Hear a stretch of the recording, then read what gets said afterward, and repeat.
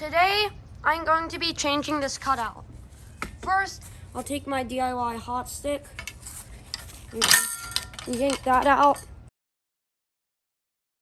And now that I have that done, we can go up to here where the tap clamps connects to my DIY stirrup, so you can get this out. And now it's out enough that I can lift this up and down. Now I can take the bolts off. So now that I have that out, I can start taking this cutout off. Now I can remove the cutout here.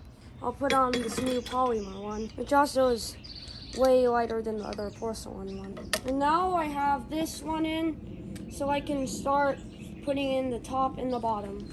I'll start with the load side first. This is also a different design than the other one. Then the other one has different clamps on it. Now that is hooked on there, I can put my DIY stirrup on.